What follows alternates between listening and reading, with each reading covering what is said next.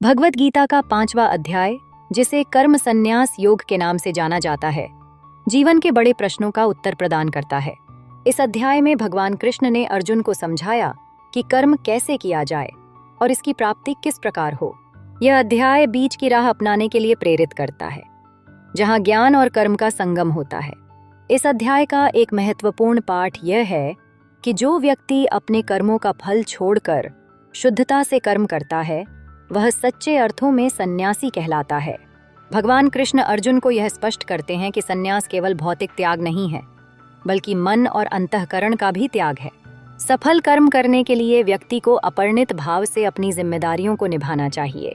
कर्म की ओर बढ़ने का मार्ग दर्शाते हुए गीता में कहा गया है कि कर्मों के प्रति आसक्ति छोड़ने से मानव आत्मा शांति की ओर जाने लगती है। कृष्ण अर्जुन को यह सलाह देते हैं कि सभी कार्यों में एक निरंतरता और संतुलन बनाए रखना आवश्यक है।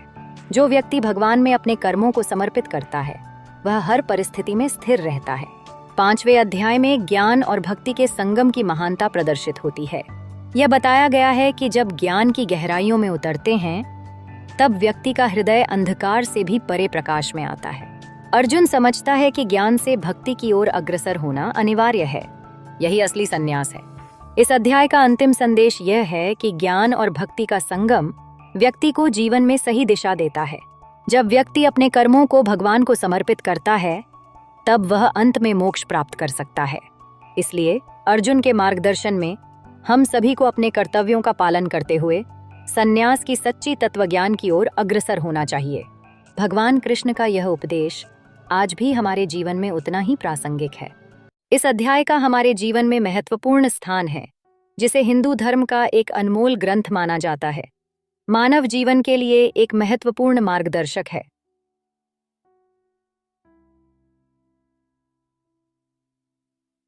यह धार्मिकता और आध्यात्मिकता की गहरी धारा को छूती है, जो हमें हमारे अस्तित्व का असली अर्थ समझाती है। गीता में भगवान श्री कृष्ण और अर्जुन के संवाद के माध्यम से यह सीखना संभव होता है कि हमें जीवन की कठिनाइयों का सामना कैसे करना चाहिए। गीता का सबसे महत्वपूर्ण संदेश यह है कि कर्म ही धर्म है। हम सभी व्यक्ति अपने अपने जीवन में कई प्रकार की विफलताओं और चुनौतियों का सामना करते हैं। गीता हमें सिखाती है कि नतीजे की चिंता किए बिना अपने कर्तव्यों का पालन करना चाहिए। इससे व्यक्ति को आंतरिक शांति और संतोष की अनुभूति होती है। जब हम अपने कर्मों पर ध्यान केंद्रित करते हैं, तो जीवन में स्थिरता आती है, जिससे मानसिक शांति का अनुभव होता है। इसके अतिरिक्त गीता में भक्ति, ज्ञान और योग की अवधारणा भी व्याख्यायित की गई है। भक्ति हमें एक लगाव और प्रेम के साथ अपने कार्यों को करने की प्रेरणा देती है, जबकि ज्ञान हमें सही और गलत का भेद बताता है। योग का अभ्यास व्यक्ति को एकाग्रता और आत्मनियंत्रण सिखाता है, जो आज के तनावपूर्ण जीवन में विशेष रूप से महत्वपूर्ण है। गीता की शिक्षाएं मानसिक और आध्यात्मिक विकास के लिए आवश्यक हैं। यह हमें अपनी इच्छाओं और बाहरी प्रभावों से ऊपर उठकर अपने भीतर की शक्ति को पहचानने में मदद करती हैं। जब हम अपने भीतर की शक्तियों को पहचानते हैं, तो हम न केवल अपने जीवन को बेहतर बनाते हैं, बल्कि समाज को भी एक सकारात्मक दिशा में ले जा सकते हैं।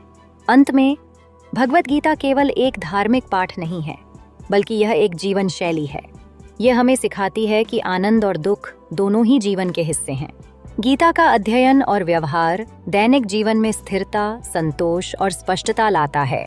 इसलिए इसे हर व्यक्ति को अपने जीवन में अपनाना चाहिए, क्योंकि यह न केवल व्यक्तिगत विकास के लिए प्रेरित करती है, बल्कि समाज के लिए भी एक सशक्त और प्रेरणादायक संदर्भ प्रस्तुत करती है। भगवद गीता का 5वां अध्याय यहाँ समाप्त होता है। आशा करते हैं इस अध्याय से आपको प्रेरणा मिली हो। ऐसे आध्यात्मिक और प्रेरणात्मक जानकारियों के लिए आपके अपने चैनल ज्यों इन्फो हब को लाइक, सब्सक्राइब एंड शेयर करें। धन्यवाद। जय श्री कृष्ण।